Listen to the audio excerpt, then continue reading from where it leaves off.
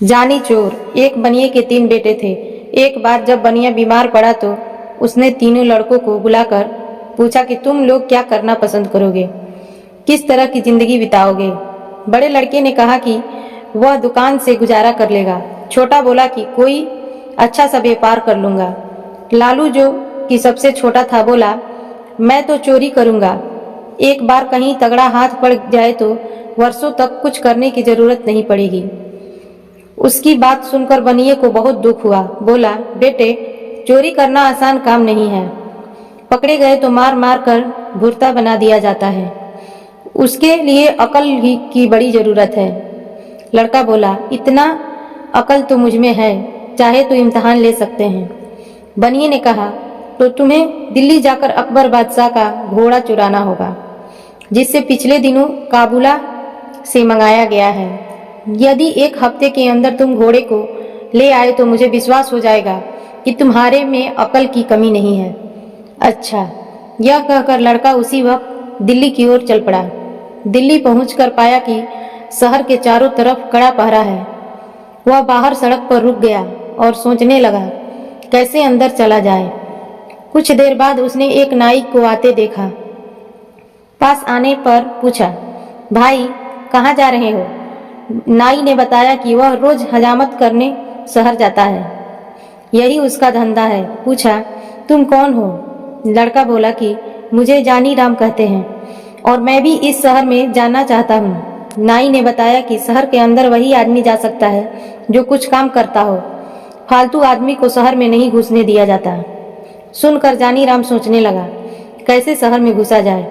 नाई से वह बोला, अच्छा भाई, मैं वापस ही लौट जाऊंगा, लेकिन मेरी हजामत तो बनाते जाओ। नाई ने उसकी बात मान ली। बोला, बैठ जाओ। जानी राम बैठ गया, किंतु पानी न होने के कारण हजामत कैसे बनती।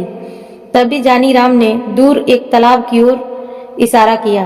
बोला, वहां से कटोरी में पानी भर लाओ, तभी हजामत बनेगी। नाई ने अपनी पेटी वहीं रख दी और पानी लेने चला गया। अब क्या था, जानी राम ने पेटी को कंधे पर लटकाया और अपने को नाई बताकर तेजी से शहर के अंदर घुस गया। शहर पहुंचकर वह एक भटियारी के पास रहने लगा। धीरे धीरे उसने भटियारी को काबू में कर लिया। उससे बोला, अगर तू होशियारी से मेरा काम करती रहोगी तो मुझे रोज एक असरफी दूंगा।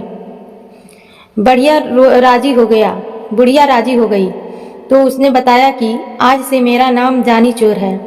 किसी को पता नहीं चलना चाहिए कि जानी चोर कहाँ रहता है। अगले दिन उसने एक पर्चा लिखकर बुढ़िया को दे दिया कि उसे ले जाकर दरबार में डाल दे। पर्ची में लिखा था, बादशाह सलामत, जानी चोर इस शहर में आ चुका है। वह आपके काबुली घोड़े को चुरा लेगा। बुढ़िया ने वह पर्चा अपने तोते को दे दिया और तोता उसी वक्त पर्ची को दरबार में डाल आया। बादशाह ने पर्चा पढ़ा तो चकित रह गया। जानी चोर की यह हिम्मत, ससुरे को घोड़े की पूंछ से न बंधवा दिया तो कहना। बादशाह ने ऐलान कर दिया कि आज रात को जो हमारे घोड़े को रखवाली करेगा उसे 500 रुपये इनाम दे दिए जाएंगे। सुनकर एक लालची सुनार दरबार में पहुंचा और घोड़े की रखवाली का काम ले लिया।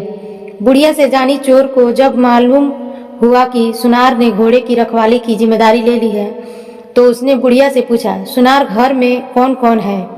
बुढ़िया ने बताया कि उसके माता पिता भाई बहन सभी हैं। उसका एक जवान है लड़का है जो नौकरी करने परदेश गया है और कई वर्षों से घर नहीं लौटा। जानी चोर खुश होकर बुढ़िया से बोला कि अब काम बन जाएगा।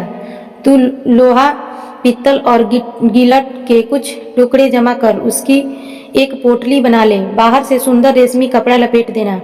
बुढ़िया ने वैसे ही किया। शाम के वक्त जानी चोर ने पोटली बगल में रखी और सुनार के घर पहुंचा। घर पर उस रात सुनार की घर रखवाली और उसके लड़के की बहू ने थी। जानी चोर ने दरवाजा खटखटाया और माँ को पुकारा। सुनार की रखवाली बुढ़िया हो चुकी थी, आंखों से साफ साफ दिखता न था। आवाज सुनते ही उठ बैठी, बहू को भी जगा दिया।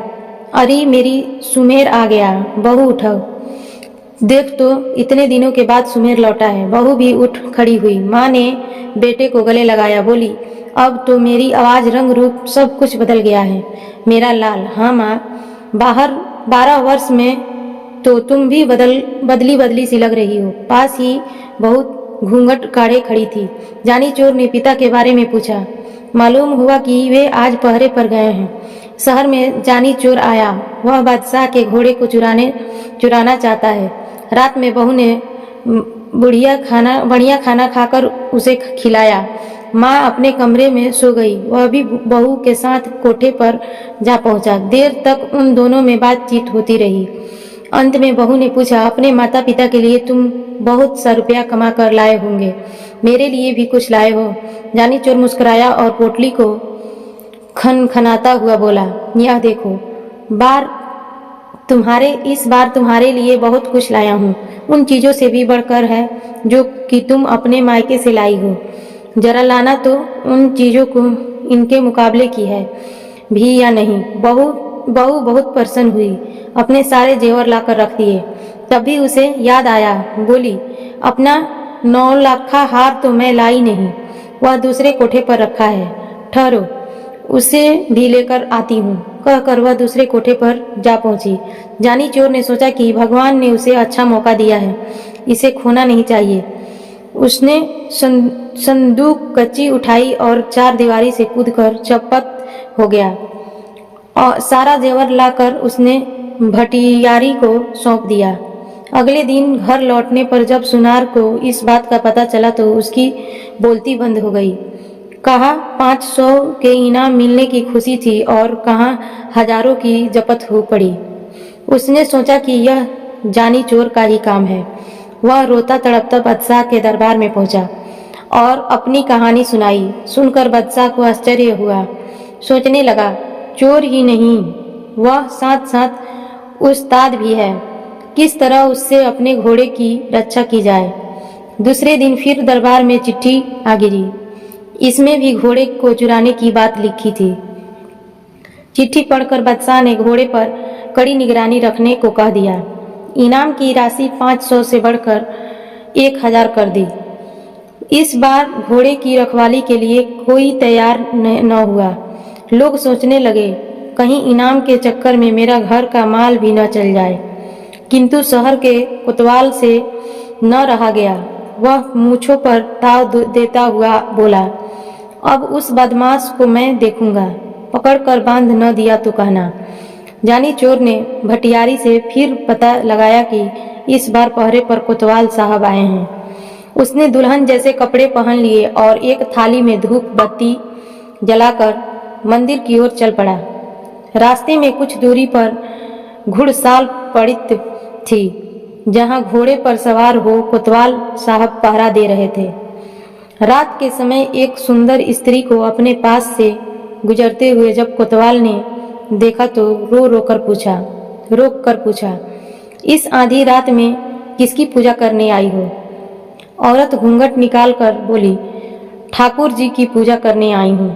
कोतवाल बोला, मैं भी तो ठाकुर हूँ। औरत हंसी के स्वर में बोली, हटो जी, क्यों मजाक करते हो? कोतवाल बोला, मजाक नहीं, सच कहता हूँ। तुम ठाकुर की पूजा करने चली हो, जबकि ठाकुर स्वयं तुम्हारी पूजा करना चाहता है।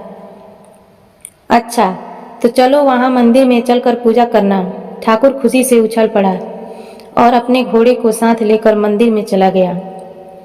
उसने घोड़े को बाहर बांध दिया।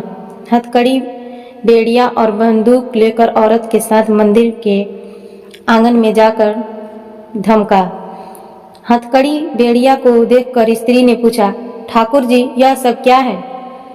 कोतवाल ने बड़े प्रेम से उससे समझाया कि ये चोर डाकुओं के गहने हैं, मैं इन्हें पहन कर देखूंगी। यह कहकर स्त्री ने हथकड़ियां लेकर अपनी कलाइयों में डाल ली।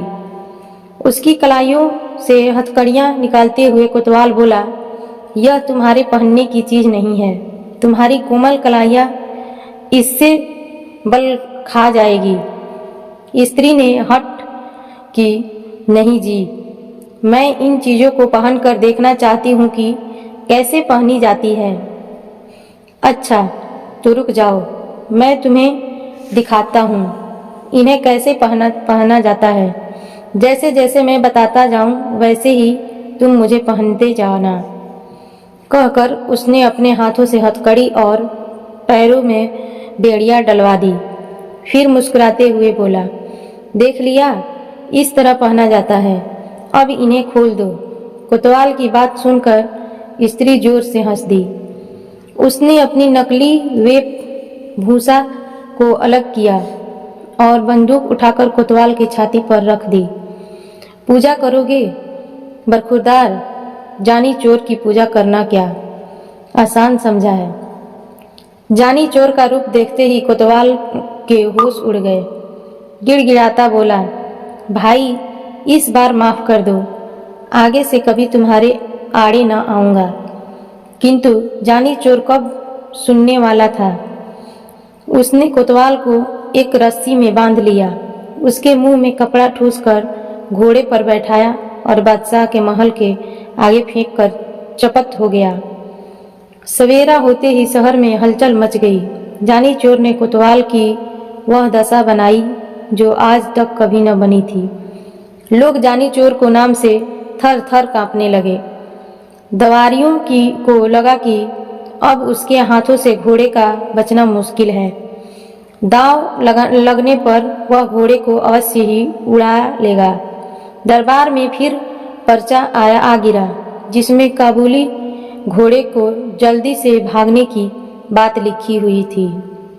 इस बार 5,000 रुपये इनाम रखने पर भी कोई रखवाली के लिए तैयार न हुआ। बादशाह को बड़ी चिंता हुई कि किस तरह घोड़े की रक्षा की जाए और जानी चोर को जिंदा पकड़ा जाए। कोई उपाय न सूझा तो बादशाह ने संयम निश्चय किया कि वे अपने हाथों से चोर को पकड़ेंगे। सोचकर बादशाह उसी काबुली घोड़े पर बैठकर पहरा देने लगा। जानी चोर ने पता लगा लिया कि इस बार संयम बादशाह पहरे पर है।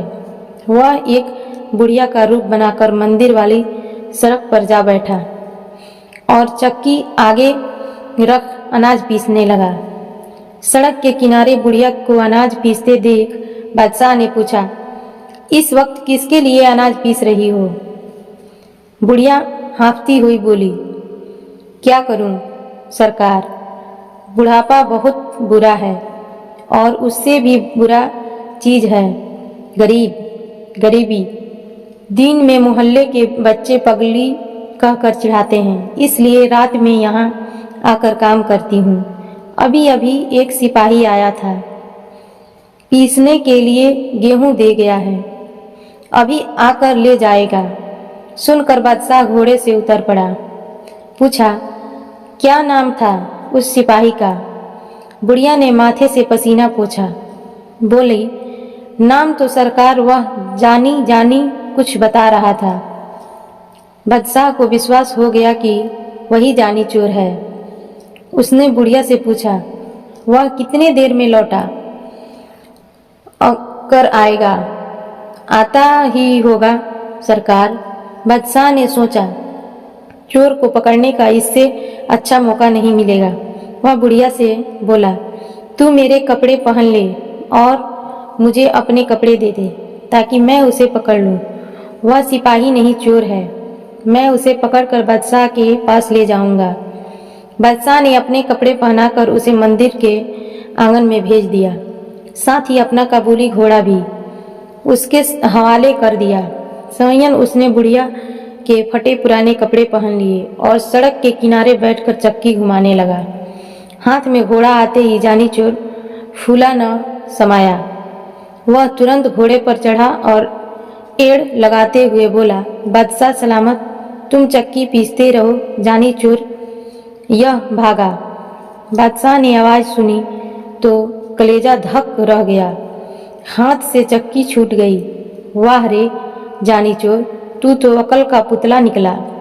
उधर जानी चोर बादशाह की पोशाक में घर पहुंचा तो बनिए को विश्वास हो गया। बोला, शाबाश बेटे, अब तू जरूर चोरी कर सकता है, किंतु याद रख गरीब को भी परेशान न करना। ईमानदारी और मेहनत से कमाए गए धन पर डाका नहीं डालना और गरीबों की सहायता करने में पीछे न रहना। अब जाकर बादशाह का घोड़ा वापस कर आ। सुनकर जानी चोर घोड़ा वापस करने निकल पड़ा।